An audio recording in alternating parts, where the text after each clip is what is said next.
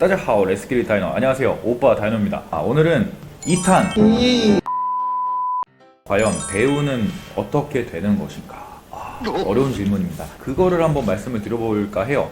지난번에 제가 프로필 촬영을 해야 된다는 말씀을 드렸잖아요. 그 과정은 똑같지만 사진의 느낌이 조금 다를 거예요. 약간 모델이나 이쪽은 예쁘게 이런 사진을 찍었다면은 약간 배우들은 그래도 뷰티는 유지하는 선에서 물론 되게 다양하지만 그래도 좀 자기의 색깔이 드러나는 좀 캐릭터성이 있는, 어쨌든 나라는 사람이 들어가서 좀 활용도가 있는 그런 사진을 조금 찍으면 좋지 않을까 싶거든요. 예를 들어 저 같은 경우는 일상생활에서 굉장히 훈남이고 잘생겨 부드럽다 착하다 이런 소리를 듣지만 네, 죄송합니다. 실질적으로는 굉장히 나쁜 악역, 때리고, 부시고, 찌르고, 막 죽는 연기 막 많이 하고 이런 걸로 많이 불러주셨어요. 아무래도 보여지는 이미지가 이런 배우들 중에 되게 강하다 보니까 그런 쪽으로 좀 이렇게 했는데, 그래서 사진도 되게 뭐 거칠고 뭐 이런 사진도 많이 찍었었고 그걸로 인해서 들어온 촬영도 되게 많고 그랬어요. 자, 사진을 그래서 이렇게 찍어요. 그 다음에 이제 어디다가 내야 되느냐, 여기서부터 다르겠죠. 자, 몇 가지가 있는데, 일반적으로 드라마의 장르는 캐스팅 디렉터라고 하는 분들이 그 캐스팅 권한을 가지고 배우들을 찾아요. 그러면 이건 굉장히 어려운 방법이지만 캐스팅 디렉터의 메일이나 그 디렉터의 연락처를 알아야 됩니다. 이 방법은 처음 들어오신 분한테는 거의 불가능에 가까워요. 왜냐? 디렉터의 번호를 어떻게 알고 그 메일을 어떻게 알 거예요. 그렇기 때문에 우선순위를 제일 마지막에 둬야 됩니다. 자, 그럼 뭐가 있느냐? 두 번째, 영화가 있어요. 영화 같은 경우는 많은 곳에 영화사, 사무실의 주소들이 이렇게 있을 텐데, 디지털 미디어 시티 DMC라는 곳에 가면은 거기에 그 영화 사무소가 이렇게 쫙 층별로 들어가 있습니다. 사실 맨 땅에 헤딩을 기준으로 말씀을 드리면 2층, 3층 막 돌아다녀 보세요. 그러면은 A4 용지에 영화 이름 있고, 그다음에 프로필 접수 중, 그리고 아래 프로필 박스 함이라는 게 있습니다. 그 프로필 함에다가 제가 찍은 사진과 이 PPT 그때 말씀드렸죠. PPT 자기 프로필을 거기다가 두고 오면 돼요. 그러면 한 제 생각으로 한 20개 정도 돌리면 하나 정도 연락 오는 것 같아요. 오디션 보러 오라고. 자, 그러면 보러 가서 그 오디션에 붙을 확률도 굉장히 적겠죠. 하지만 그렇게 접근을 할 수 있다는 거. 자, 그리고 세 번째는, 이거는 정말 추천하지 않는 방법이지만 제가 맨 땅에 헤딩할 때 썼던 방법이에요. 이 뭐라 그래야 되지? 단역부터 이제 올라가야 되는 거잖아요. 그러니까 첫 번째 방법은 학원이 있어요. 학원에 가서 배우면서 이런 유명한 학원들은 캐스팅하고 연결이 되어 있어요.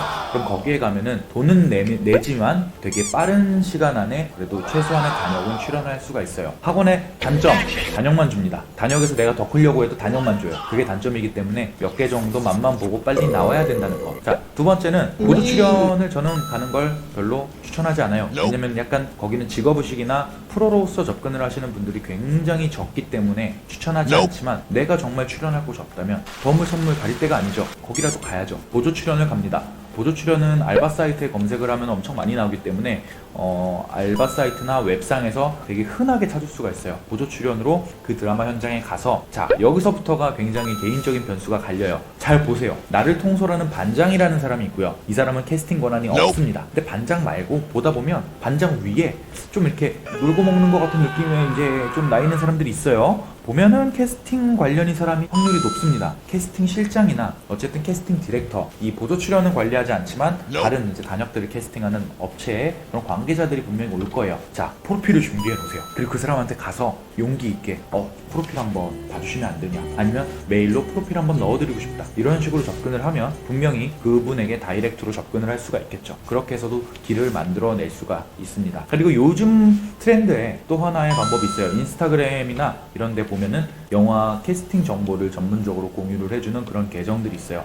제가 봤던 것만 해도 필필 뭐 등등등 여러 가지 이런 인스타그램 아이디가 있는데, 거기를 팔로우하고 있으면 주기적으로 정보를 이렇게 공유를 해주기도 하고, 거기에 그냥 일정 금액을 내면 자기의 프로필을 각 영화사에 알아서 돌려줍니다. 그런 것도 있기 때문에 그런 식으로 또 접근을 해볼 수가 있으실 거예요. 근데 이제 이 연기자를 하시려는 분들은 대부분 외국인 분들보단 한국인 분들이 주가 되겠죠. 언어가 굉장히 중요합니다. 한국에 와서 활동을 하고 싶어 하는 되게 많은 외국인 친구들이 있었는데, 다른 걸 떠나서 언어가 안 되면 연기 같은 경우는 접근을 아예 할 수가 없어요. 한국에서 쓰이는 중국어 배역 같은 경우라면 좀 예외가 있을 거고요. 일본인 배역 이런 경우는 좀 예외가 있을 거예요. 저 같은 경우도 어학 배역의 특기가 있기 때문에 중국인 배역, 한국인 배역을 많이 하기는 했는데 아무래도 그런 특수한 배역을 제외하고서는 외국인 분들이 끼고 들어올 그럴 건 거의 없다고 보시면 됩니다. 네, 어떻게 조금 궁금증이 해소가 되셨는지는 모르겠는데 이렇게 해서 오늘은 2탄 과연 혼자서 배우가 되려면 어떻게 해야 되나에 대해서 한번 얘기를 나눠봤습니다. 다음은